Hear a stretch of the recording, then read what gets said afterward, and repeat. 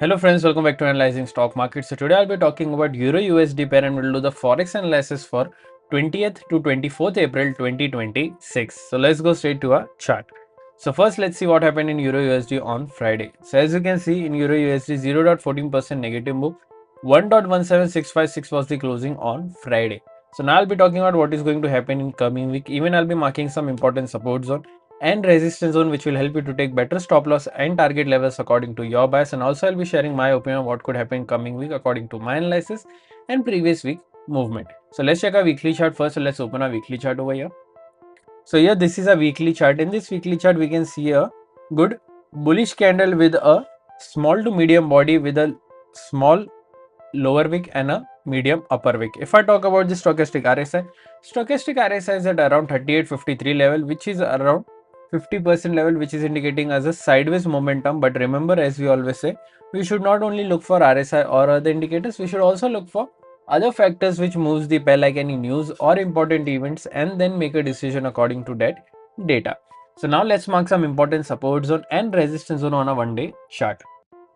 So here, this is a 1-day chart. Currently, if you haven't subscribed to my channel, do consider subscribing to my channel. Click on the bell icon so that you don't miss any videos that I upload on my channel. So now let's talk about the closing first. So here, 1.17656 is the closing. Direct support and resistance zones are already marked during our previous week analysis. So currently, we don't need to mark any new levels. So here, after closing, there is a direct support of 1.17454 and direct resistance of 1.17670. After direct support, there is a support of 1.17168 and then 1.16827. After direct resistance, there is a resistance of 1.17882 and then 1.18202. So these are two important support zones and resistance zone which will help you to take better stop loss and target levels according to your bias.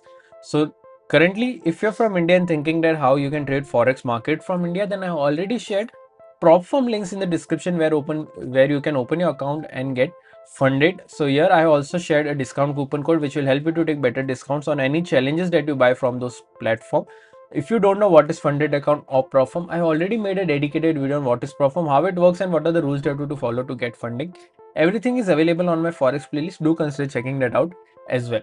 Also, if you think these prop firms has a strict rules and you want to be a free trader, then you can also try the free broker that I have given in the link in the description. If you open your account from there, I will add you to my private Telegram channel. If you're interested in that also, to know how you can join overall, then do WhatsApp me or do contact me on my WhatsApp number so that I can help you with that as well. So now let's talk about my opinion in Euro USD for this week. So according to previous week momentum, I'm expecting a negative move in this range, which is a no trading zone 1.17454 to 1.17670. I'm expecting a negative closing in this range.